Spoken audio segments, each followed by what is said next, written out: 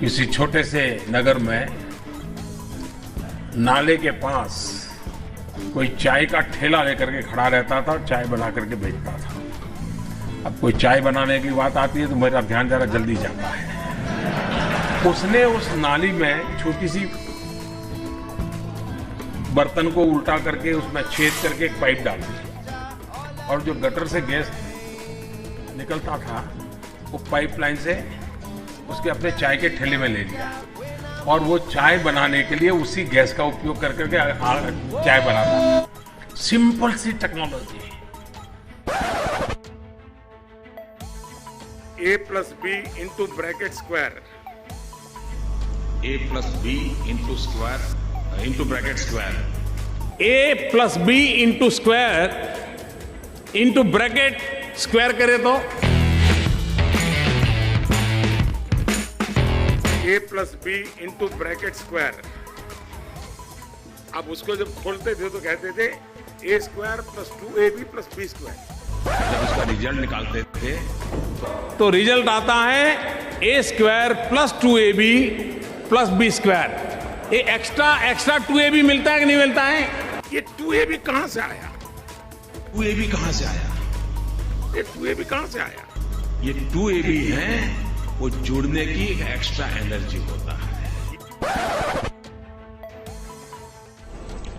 मैंने पहली बार digital camera का उपयोग किया था 87-88 में शायद, और उस समय बहुत कम लोगों का ईमेल रहता था।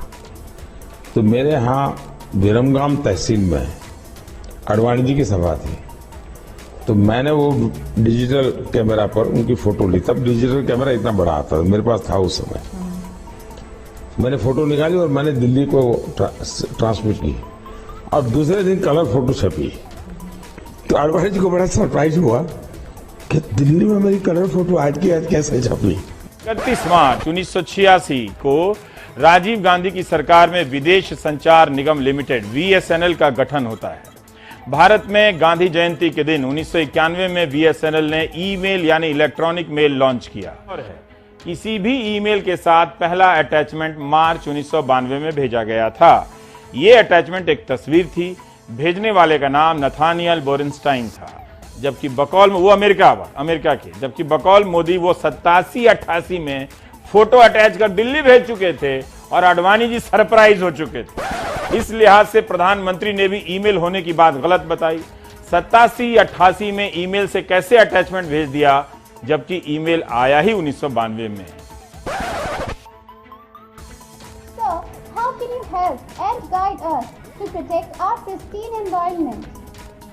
देखिए, आज छोटे छोटे बालक भी क्लाइमेट चेंज और एनवायरनमेंट चेंज की चर्चा कर रहे हैं।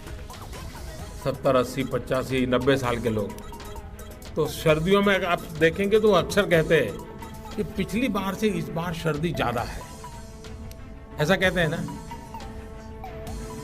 एक्चुअली सर्दी ज़्यादा नहीं है, उनकी उम्र बढ़ने के कारण उनकी सहने की शक्ति कम हो गई है। वैसे ही ये क्लाइमेट चेंज नहीं हुआ है, हम चेंज हो गए हैं। कि विंड एनर्जी की जो आपके टरबाइन्स हैं, जहां मॉइस्चर ज्यादा है वो हवा में से